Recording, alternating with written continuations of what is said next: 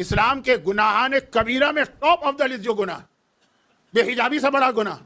اب یہ داڑھی تو خیر گناہ کبیرہ ہے بھی نہیں، گناہ صغیرہ. گانا بجانا اس سے بڑا جو گناہ، حتیٰ اگر میں یہ کہہ دوں تو شاید غلط نہ ہو کہ غیبت سے بھی بڑا گناہ وہ ہے فضول خرچی اور اسراف، جس کو لوگ گناہ ہی نہیں سمجھتے. تو اللہ نے دیا ہے تو ہم لٹائیں گے. میں 2 دن سے 2 دفعہ مجلسوں میں اپنے پنجاب کے صاحبان ایمان کے کچھ الفاظ استعمال کر رہا ہوں. وہ اچھے لفظ ہیں، یہ بھی اچھا لفظ ہے، لیکن یہ حرام ہے اسلام میں. کون سا؟ کہتے جی وہ شوق دا مول نہیں ہے. اگر کسی چیز کا شوق ہے پھر آدمی یہ نہیں دیکھتا کتنا پیسہ خرچ کرنا.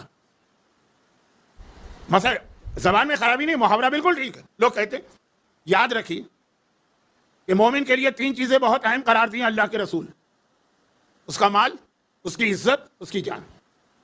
تینوں کی اہمیت اپنی جگہ. من قتل دون مالہ او عرضہ او نفسہ فہو شہید. متفق علیہ حدیث ہے مسلمانوں کے تمام فرقوں میں. جو اپنی جان کو بچاتے ہوئے مارا جائے وہ شہید، جو اپنی عزت کو بچاتے ہوئے مارا جائے وہ بھی شہید، اور جو اپنے مال کو بچاتے ہوئے مارا جائے وہ بھی شہید. ہاں وہ ہے کہ اگر کوئی مال لوٹ رہا ہے اور آپ کو پتا ہے کہ یہ آپ کو مار سکتا ہے تو سب بھاگ جاؤ. لیکن اگر آپ کو یہ توقع نہیں تھی کہ وہ ایک موبائل کے اوپر آپ کو مار دے گا اس لیے آپ اس کو بچا رہے ہیں اور پھر اس نے مار دیا، وہ شہید ہو. اچھا یہ تو میں اس موضوع پہ بات نہیں کر رہا ہوں، میں تو کچھ اور کہنا چاہ رہا ہوں. اب یہ جو تینوں چیزیں ہیں یہ بہت اہم ہے مومن کے لیے. چنانچہ مومن کے لیے ہر وہ کام کرنا حرام ہے جس میں اس کی توہین ہو رہی ہو. توہین بھی حرام ہے کیونکہ اپنی عزت اپنے ہاتھوں ضائع نہیں کر سکتے. جو جوکر بن جائے، کوئی مسخرہ بن جائے، ایک لفظ شاید آپ نے کم سنا ہو لیکن آپ کے بزرگوں نے بہت سنا. اسلام میں لباس شہرت پہننا بھی حرام، بلکہ پرانے مراجع تو کہتے تھے اس میں نماز بھی آپ کی غلط ہے. آج کہتے تھے کہ نماز تو غلط نہیں ہے لیکن فعل حرام ضرور. لباس شہرت مانے ہر ایسا لباس پہننا جس کو آپ پہنیں گے تو معاشرے میں آپ مذاق اور مسخرہ پن کا نشانہ بنیں گے. یہ ایک الگ موضوع ہے، میں ادھر جا نہیں رہا ہوں، آلریڈی میرا موضوع اتنا بڑا. تو خلاصہ کیا، یہ تینوں چیزیں مومن کے لیے قابل احترام. اب اپنی جان اپنے ہاتھ سے آپ لے سکتے ہیں؟ نہیں لے سکتے. خودکشی ہے، سوسائڈ ہے جو اسلام میں حرام. بلکہ بعض مسلمان تو کہتے ہیں جو خودکشی کر کے مرے اس کی نماز جنازہ بھی نہ پڑھو. یہ شروع مجالس میں ایک بات آئی. یہاں تو ہر ایک کو معلوم ہے خودکشی حرام ہے، سوسائڈ نہیں کر سکتے. کیوں؟ جان ہماری مرضی، ہمیں نہیں چاہیے اپنی جان. نہیں، جان تمہاری نہیں، یہ امانت ہے، حفاظت واجب ہے. اسی طرح اپنی عزت. اگر کوئی مومن کہے کہ بھائی مجھے اپنی عزت کی کوئی پرواہ نہیں، مذاق اڑتا ہے اڑتا رہے، دین پر عمل کرنے میں ہو تو الگ بات ہے، لیکن کوئی ایسا پروفیشن، کوئی ایسا پیشہ، کوئی ایسا لباس، کچھ ایسی حرکتیں کر رہا ہے. بہت کرتے ہیں آج پورا ٹک ٹاک اس بات پہ چلتا ہے. نارمل قسم کی بات کریں گے تو پھر بھی بنتی ہے ٹک ٹاک. میں تو حیران ہوتا ہوں، عورت روٹی بنا رہی ہے، ٹک ٹاک بن گئی، معلوم ہے 3 لاکھ اس کو ویوز مل گئے. کیا روٹی بنتے کبھی دیکھی نہیں ہے؟ ایک عورت جو ہے مثلا وہ بستر کی چادر بدل رہی ہے، اس کو 2 لاکھ ویوز مل گئے. اتنے پاگل لوگ ہیں آج دنیا میں جن کے پاس اتنا وقت ہے. لیکن زیادہ تر کون سے چلتے ہیں جس میں ذرا ہنسی مذاق جو کیے وہ ہے. یہ بھی حرام. جیسے اپنی جان اپنے ہاتھوں ضائع کرنا حرام ہے، اپنی عزت اسٹیٹس وہ بھی حرام. لیکن اس سے بڑھ کر مال، جو جان کا فارمولہ ہے وہی مال کا فارمولہ. کیا آپ کہہ سکتے، یہ نہیں کہہ سکتے نا کہ جان ہماری مرضی. نہیں، اللہ کی امانت ہے. مال آپ کا ہماری مرضی. انسان کماتا کیوں ہے؟ اسی لیے کماتا ہے کہ خرچ کرے. جی نہیں، امانت ہے، آپ نہیں خرچ کر سکتے ہیں. اسراف بدترین گناہوں میں سے ایک ہے. بلکہ یہاں کلو واشربوا ولا تسرفوا ان اللہ لا يحب المسرفین. اسراف کرنے والوں سے اللہ قطعاً محبت نہیں کرتا. اب یاد رکھیے، جس سے اللہ محبت نہیں کرے کیا رسول اس سے محبت کریں گے؟ اور جس سے رسول محبت نہیں کریں گے کیا حسن حسین اس سے محبت کریں گے؟ یہ قرآن کی آیت ہے، کوئی حدیث بھی نہیں ہے کہ نعوذ باللہ آپ کہہ دیں کہ یہ پتہ نہیں ضعیف ہوگی. حدیث کی بھی اہمیت ہے لیکن وہاں یہ بہانہ چل سکتا ہے. آیت تو ضعیف نہیں ہوتی نا. اور اس سے زیادہ سخت لفظ ہے ان المبذرین کانوا اخوان الشیاطین. قرآن کہہ رہا ہے، جو قرآن کا یہ اسٹائل نہیں، کہہ رہا ہے پیسہ ضائع کرنے والے شیطان کے بھائی ہیں. بھائی شیطان کا بھائی، شیطان مومن بھائی ہو گئے اس گناہ کی وجہ سے. شیطان کا بھائی ہے وہ علی والا کیسے ہوگا؟ شیطان کا بھائی ہے وہ حسین والا کیسے ہوگا؟ اب جو یہ بات میں کہہ رہا ہوں اس کا ایک شادیوں میں ہمارے ہاں کتنا پیسہ خرچ ہوتا ہے، جہیز میں ہمارے ہاں کتنا پیسہ خرچ ہوتا ہے. چلیں ادھر میں نہیں جاتا، عام زندگی میں آج کل 2 دن پہلے میں نے جو بات دعا کی بات آئی، کچھ دعائیں میں نے بتائی تھی. ساری دعائیں بے فائدہ ہو جائیں گی اگر آپ اس بات کا خیال نہیں رکھیں گے. کس بات کا؟ سنیے. ایک آدمی بیمار ہے، وہ دعائیں شفا، مرض کے لیے شفا چاہیے، اس کو دعا ڈھونڈ رہا ہے. دعائیں مشلول اس کو بتا دی گئی، اما یجیب اس کو بتا دی گئی. وہ دعا بھی اس کو بتا دی گئی جسے لوگ قبول ہی نہیں کرتے ہیں. اب آہستہ آہستہ سمجھ میں آیا, لیکن ویسے ابھی بھی لوگ گھبراتے ہیں. بھائی وہ فلاں آدمی بہت بیمار ہے, کوئی دعا بتائیے, میں سورہ فاتحہ پڑھ دیں. ہاں مولانا وہ تو مر جائے گا. فاتحہ کا تو مطلب ہے کہ موت ختم. بہترین جو دعا ہے نا مرض کے لیے وہ سورہ فاتحہ. آپ واقعہ بھی سنتے ہیں کہ امام نے فرمایا کہ سوائے مرض موت کے ہر بیماری کا علاج ہے سورہ فاتحہ. بلکہ جملہ یہ ہے, یہ جملہ نہیں کہہ رہا ہوں, حدیث یہ ہے کہ اگر مردے پہ اس کو پڑھ دو تو کوئی تعجب نہیں ہے کہ وہ بھی زندہ ہو جائے. یہ سورہ فاتحہ. ہمارے یہاں زندوں کو مارنا ہو تو سورہ فاتحہ, امام کہتے ہیں مردے کو جلانا ہو زندہ کرنا ہو تو سورہ فاتحہ. اب مثلا دعائیں بتا دیں ساری, آپ علاج کر رہے ہیں, آپ اتنا ہر ایک کو پتا ہے کہ دعا سے فائدہ نہیں ہے خالی جب تک کہ دوا نہ لو.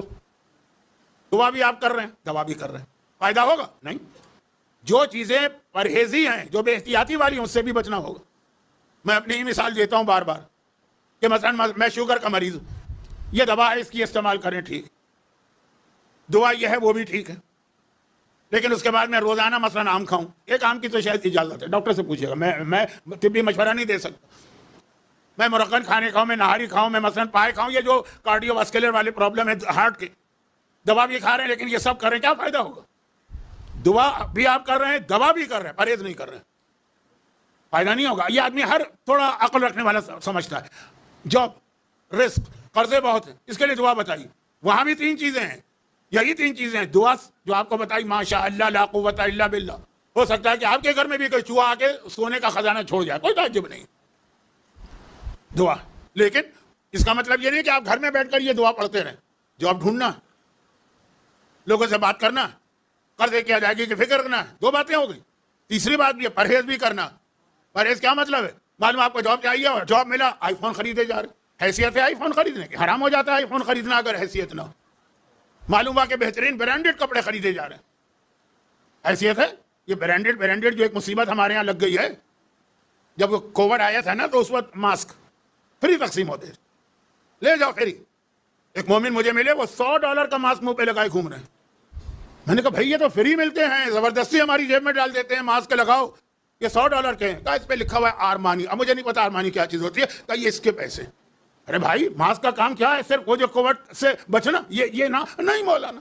جاتے ہیں لوگوں کے سامنے ٹھور بنتی ہے. یہ وہ لفظ ہے جو میں پہلے بتا چکا ہوں. یہ جو مسئلہ ہے نا کہ جتنا اللہ دعا کا ہے, دعا بیماری کے ساتھ دوا چاہیے اور پرہیز چاہیے. پرہیز نہیں کریں گے, اتنے بائی پاس کے مریض جو ہے نا, جیسے ہی بائی پاس ہوتا ہے دوبارہ بے احتیاطی کرتے مر جاتے ہیں. دوبارہ علاج بھی بہترین آپ نے کیا لیکن مر گئے کیونکہ پرہیز نہیں کیا. تو رزق میں کیوں نہیں کرتے پرہیز؟ جب اللہ نے دیا ہے آدمی آنکھیں بند کر کے خرچ کرتا. ذرا سوچو آئندہ. یہ اللہ پہ بھروسہ نہیں ہے. جیسے آپ حضرت موسیٰ نے کہا خداوندہ میں تو تیرے اوپر بھروسہ کر رہا ہوں, اس لیے دوا استعمال نہیں کروں. اس کے لیے ایک عجیب لفظ آیا ہے, وہ 8ویں امام کی حدیث ہے. کہا جو لوگ دعا کرتے ہیں زیارت وارثہ بحیثیت دعا, گھر میں داخل ہو قل هو اللہ بحیثیت دعا, ماشاء اللہ لا قوت الا باللہ بحیثیت دعا, لیکن یہ خیال نہیں کرتے جو باتیں میں نے ابھی بتائیں. کہا وہ دعا نہیں کرتے, وہ اللہ سے مذاق کرتے ہیں. اصل جو طریقہ ہے وہ یہ دعا, کوشش اور ان چیزوں سے اپنے آپ کو بچانا.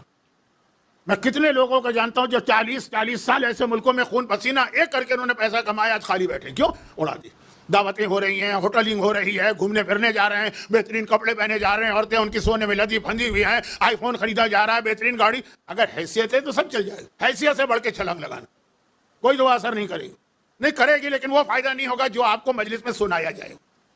تو وہ جو رزق کی دعائیں ہیں نا, جو آج کل میں جہاں جاتا ہوں یہی لوگ کہتے ہیں مولانا کوئی دعا بتائیے, جاب لگ جائے تو فلاں ہو جائے تو یہ ہو جائے. یہ احتیاط ہی تمہارے پاس جب تمہارا جاب لگا ہوا تھا. اسلام میں پہلا سبق جو ہم کو دیا جاتا ہے وہ کیا؟ مثلا ہم عبادت کرتے ہیں نا, سب سے پہلی چیز بچے کو آپ وضو سکھاتے ہیں, بچے کو آپ نماز سکھاتے ہیں.